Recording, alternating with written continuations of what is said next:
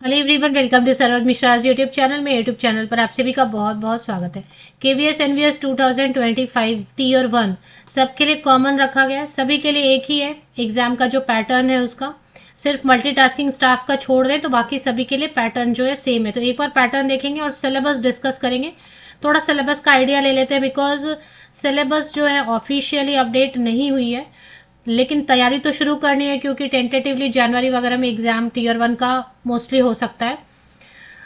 तो उसके हिसाब से एग्जाम डेट डिस्कस करने के लिए मैंने एक सेपरेट वीडियो भी बनाई हुई है, तो आप देख सकते हैं। तो सिलेबस टीयर 1 का कॉमन रखा जाएगा। हाँ, डिफिकल्टी लेवल अलग अलग रहेगी। अब जैसे कि अभी कोई नॉन टीचिंग पोस्ट है तो उसके लिए डिफिकल्टी लेवल अलग रहेगा। अब अगर कोई ऑफिसर पोस्ट है तो उसकी डिफिकल्टी लेवल अलग रहेगी, पोस्ट ग्रेजुएशन लेवल तक का। बट जो पोर्शन है, जो पोर्शन रहेगा, जो सिलेबस रहेगा, क्योंकि पैटर्न सेम है, कॉमन रखा गया है, तो सिलेबस भी सेम रहेगा। अब सिलेबस में ही थोड़ा सा आपको जो है डिफिकल्टी लेवल पर ध्यान देना होगा। तो आप सिलेबस तो स्टार्ट कर सकते हैं ना, जब तक आपको पहले तो देख लेते हैं क्या क्या है एग्जैक्टली। एक तो जनरल रीजनिंग है, 20 क्वेश्चन 60 मार्क्स का है। न्यूमेरिक एबिलिटी है, 20 क्वेश्चन 60 मार्क्स का। बेसिक कंप्यूटर, अभी यहाँ पे देखेंगे आप बेसिक बोल रहे हैं, है ना, तो बेसिक ही पढ़ना है। ज्यादा हाई फाई कंप्यूटर के बारे में नॉलेज नहीं गेन करने में टाइम वेस्ट करेंगे। बेसिक लिख दिया तो बेसिक चीजें पढ़ेंगे। जनरल नॉलेज का तो कोई लिमिट ही नहीं रहता है, फिर भी देखते। और लैंग्वेज में इंग्लिश में कम से कम, और बाकी जो इंग्लिश वाला ही सेम कॉपी करेंगे। अदर मॉडर्न इंडियन लैंग्वेजेस में जो भी आपने चूज किया होगा, मुझे लगता है मोस्टली बहुत लोग तो हिंदी भी ले लेंगे, है ना। तो जो इंग्लिश में आप पढ़ेंगे उसी को हिंदी में भी पढ़ेंगे। चलिए देख लेते हैं, एक थोड़ा सा सिलेबस का आइडिया ले लेते हैं। देखो, ऑफिशियली कुछ अपडेट नहीं हुआ है, लेकिन जितने भी सेंट्रल लेवल पर एग्जाम्स होते हैं, अभी आप देखेंगे कोई दूसरा मैंने सिलेबस कहीं से देखा, उसमें भी ऐसे ही है कि group B, group C, part A common, सबके लिए वही है। तो अभी जो न्यूमेरिक एबिलिटी वो बोल रहे हैं, न्यूमेरिक एबिलिटी में आपको 4th स्टैंडर्ड से लेके 10th स्टैंडर्ड तक का जो मैथ्स का बुक होता है आपके स्टेट लेवल का, एनसीईआरटी का, जो भी आपको हिंदी में, इंग्लिश में, जो भी भाषा में आपको लग रहा है, तो आप चौथी से लेके 10वीं तक का जो ना मैथमेटिक्स का बुक धीरे धीरे धीरे धीरे करके सारा बना ले क्वेश्चंस, तो वो हो जाएगा काफी। उसमें आपको एवरेजेस रहेगा, मतलब औसत जिसको बोलते हैं। अब इसमें मीन, मीडियम, मोड आता है। नंबर सिस्टम रहता है जिसमें रियल नंबर रहता है, नेचुरल नंबर रहता है, बहुत सारे अलग अलग, रैशनल नंबर रहेगा, इरेशनल नंबर रहेगा। तो सारे नंबर्स को समझना होता है। लाभ हानि रहता है, profit and loss. Time and work रहता है कि समय और इस पे रहता है ना, समय और काम पे रहता है कि इतने टाइम में इतने लोगों ने इतना काम किया, तो दो लोग कितने वक्त में करेंगे, उस टाइप का क्वेश्चन रहता है। ट्रेन पे प्रॉब्लम हमेशा रहती है, एक ट्रेन इस साइड से आ रही है, एक ट्रेन इस डायरेक्शन से आ रही है, तो वो कभी किस पॉइंट पे मिलेंगे, या फिर दोनों एक ही डायरेक्शन से जा रही है, इस पे क्वेश्चन रहते हैं। कंपाउंड इंटरेस्ट, इंटरेस्ट तो रहता है, साधारण ब्याज रहता है, और एक चक्रवृद्धि ब्याज रहता है। कंपाउंड इंटरेस्ट पढ़ना ही चाहिए। फ्रैक्शन, डेसिमल पे, कैलेंडर पे रहता है, ये एरिया पे रहता है। एरिया में अब सब आ जाता है आपका। वृत्त आ गया, मतलब कि सर्कल भी आ गया, ट्रायंगल भी आ गया, ट्रेपीजियम भी आ गया, मतलब क्वाड्रिलेटरल भी आ गया, सब आ गया, है ना। चतुर्भुज भी आया, त्रिभुज भी आया, वो सब पढ़ना है। प्रॉब्लम्स और नंबर्स, नंबर्स पे जो प्रॉब्लम्स रहते हैं, अभी जैसे मैंने आपको बताया कि नंबर सिस्टम में कई तरीके के नंबर रहते हैं ना, तो अब उसमें सब पे प्रॉब्लम भी रहता है। स्क्वायर रूट निकालना बिल्कुल आना चाहिए। दो मेथड है इसका। एक तो ऐसे करके निकालते ना, आपने स्कूल लेवल में पढ़ा होगा, यहाँ पे हम नंबर लिख देते थे, यहाँ पे फिर ऐसे 2 2 या 4 करके, है ना, फिर 4 आ जाता था तो हम 4 यहाँ पे लिखते थे। 2 से लगाया तो यहाँ पे ऐसे लिखते थे, फिर इसको, तो वो एक होता। और एक जो है आइडिया लगाते हैं ट्रायल एंड एरर मेथड से, वो भी कर सकते हैं। क्यूब रूट निकालना आना चाहिए।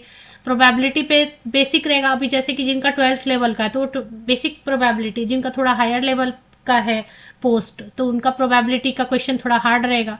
प्रोबेबिलिटी में तो बहुत सारे है ना, किसी को बेसिक क्वेश्चन पूछेंगे कि, और किसी को थोड़ा हार्ड पूछेंगे। इंटरेस्ट में सिंपल इंटरेस्ट तो करना ही है, और कंपाउंड इंटरेस्ट भी करना है। प्रतिशत पे हमेशा प्रश्न रहते हैं, रेशियो पे, अनुपात पे, समय और दूरी पे। एज पे हमेशा रहता ही रहता है एक क्वेश्चन, तो आयु पे रहता ही है कि पिता की उम्र, पुत्र की उम्र, माता की उम्र, है ना, इस पे एक प्रश्न रहता ही है। पार्टनरशिप पे, पार्टनरशिप थोड़ा सा हार्ड कॉन्सेप्ट है, कई बार क्वेश्चन इस पे नहीं रहते। क्लॉक पे रहता ही है, simplification. Volume and surface area पे रहेगा। तो और उसके बाद लघुत्तम समापवर्ती और अधिकतम समापवर्ती, जिसको आप एलसीएम एचसीएफ बोलते हैं इंग्लिश में। लॉग पे क्वेश्चन रहता है, लॉग पे क्वेश्चन बहुत ज़्यादा नहीं रहेगा, बट एचसीएफ एलसीएम पे तो रहता ही है। चेन रूल पे रहता है, पाइप्स एंड सिस्टर्न्स पे। ऑड मैन आउट रहता है कि इसमें से कौन सा अलग है। सीरीज, नंबर सीरीज पे तो 2 क्वेश्चन रहते हैं। Height and distance. चलिए, तो ये तो आपको पढ़ लेना है मैथमेटिकल में। उसके बाद रीजनिंग में देखें आप क्या करें। ये ऑफिशियली अपडेट नहीं आया, लेकिन यही रहता है सब जगह मोस्टली। अभी वो अपडेट भी करेंगे तो इसी को ऑर्डर चेंज ऑफिशियली अगर केवीएस एनवीएस की वेबसाइट पे आ भी जाएगा तो यही सारी चीज़ें आपको देखने को मिलेंगी। थोड़ा वर्ड चेंज, क्योंकि यही है ना, बेसिक तो यही है, यही पूछते हैं। इसी में डिफिकल्टी प्रश्न का जो पूछने का लेवल है वो अलग रखेंगे, अलग अलग पोस्ट के लिए, पर पूछेंगे यहीं से। तो रीजनिंग में नंबर सीरीज कंपाइल, इसके लिए रीजनिंग के लिए तो प्रॉपर बुक आपको लेनी होगी, क्योंकि अपने आप से होगा नहीं। यहाँ तो ऊपर वाला मैथ्स तो आप चौथी से लेके 10वीं तक का मैथ्स का बुक बना लेंगे, एक दिन में एक चैप्टर तो हो जाएगा। बट ये तो रीजनिंग की प्रॉपर आपको जो बुक है वो लेनी पड़ेगी। इसमें पजल रहता है, फिर बहुत सारे रहते हैं। तो ये देखिए, मैं आपको रीड कर देती हूँ। Number series compilation, missing number finding. Missing number जैसे सीरीज ही दे देंगे और उसमें यहाँ पे नंबर, यहाँ पे नंबर, यहाँ पे नंबर, ये वाला मिसिंग है, क्या हो सकता है। तब वो आइडिया लगाना पड़ेगा किस टाइप का नंबर में आपस में कनेक्शन है। कंटिन्यूअस पैटर्न सीरीज, ये भी सीरीज पे ही रहेगा। डायरेक्शन सेंस टेस्ट रहेगा, हाँ। पजल रहता है, verbal classification, matching definition, logical deduction रहेगा। इसके बाद आप स्क्रीनशॉट ले सकते हैं। ऑड मैन आउट, इसमें ब्लड रिलेशन पे क्वेश्चन रहता है, एनालॉगी पे रहता है, कोडिंग एंड डिकोडिंग पे रहता है, ट्रुथ वेरिफिकेशन स्टेटमेंट रहता है, सिलोगिज्म रहता है, एनालॉगीज रहता है, वर्बल रीजनिंग रहेगा। इसके लिए प्रॉपर आपको बुक लगेगी। सिंबल सीरीज रहेगा, logical problem, logical sequence of word, arithmetic reasoning, ये सब। अब इंग्लिश का देख लेते हैं।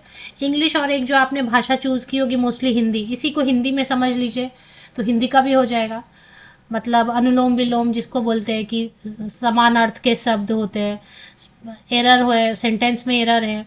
चेंज ऑफ वॉइस है, जैसे एक्टिव वॉइस पैसिव वॉइस रहता है। स्पॉटिंग एरर मतलब सेंटेंस में एरर कहाँ पे, एक वर्ड दे देंगे आपको बड़ा सा, उस वर्ड में बोलेंगे कौन सा लेटर किधर गलत लिख दिया वो ठीक करो। सेंटेंस इंप्रूव करने बोलेंगे। वन वर्ड सब टाइटल, एक लंबा सा कुछ लिखेंगे, इसको बोलेंगे इसका वन वर्ड क्या है ना। सेलेक्टिंग वर्ड्स है, सेंटेंस करेक्शन करने का। आइडियम्स एंड फ्रेजेस रहते हैं, कम्युनिकेशन स्किल रहता है, कॉमन एरर डिटेक्शन रहता है, सेंटेंस कंपाइलेशन, ग्रामेटिकल एरर रहेगा वो भी ढूंढना रहता है आपको। ऑर्डरिंग ऑफ वर्ड सेम वही है, ऑर्डरिंग ऑफ सेंटेंस। अभी सेंटेंस ऐसे रहेंगे, ए में एक सेंटेंस लिख दिया, बी में एक सेंटेंस लिख दिया, सी में एक छोटा सा टुकड़ा लिख दिया, डी में एक छोटा सा टुकड़ा लिख दिया, सब उल्टा पुल्टा दिया हुआ है। अभी उसको प्रॉपर अरेंज करना है कि वो मीनिंगफुल पूरा लाइन बनेगा एक मीनिंगफुल, तो वो रहता है। इसके बाद sentence completing statements, change of speech, तो आपको ये पढ़ना रहेगा। डेटा इंटरप्रिटेशन रहता है, ये तो मैथमेटिकल में ही आ गया। जितने टाइप के चार्ट्स रहते हैं ना, pie chart, bar chart, line chart, Venn diagram वगैरह भी पढ़ लेना चाहिए। वेन डायग्राम पे क्वेश्चन रहता ही है। एक मिसिंग है अभी इसमें वेन डायग्राम। वेन डायग्राम पे तो क्वेश्चन रहते ही है, वो रहता है ना वेन डायग्राम, इसमें बना रहता है एक बड़े बॉक्स में, और उसमें फिर इस टाइप का ये वेन डायग्राम है ना, कि इसमें कुछ चाय पीने वाले, कुछ कॉफ़ी पीने वाले, तो कितने ऐसे जो चाय और कॉफ़ी दोनों पीते हैं या चाय और कॉफ़ी दोनों डिसलाइक करते हैं, तो वेन डायग्राम से पता करना है। तो उस पर क्वेश्चन रहेंगे ही रहेंगे। तो ये सब पाई चार्ट, बार चार्ट, आपका थोड़ा स्टैट्स पढ़ लेना चाहिए। स्टैटिस्टिक्स तो मीन मीडियन मोड ऊपर दिया ही, औसत में उसमें पढ़ा ही जाएगा। और इसके अलावा और ग्राफ थोड़ा और पढ़ना चाहिए। ग्राफ में और भी ग्राफ्स होते हैं ना अलग अलग टाइप के, उनको भी पढ़ना चाहिए।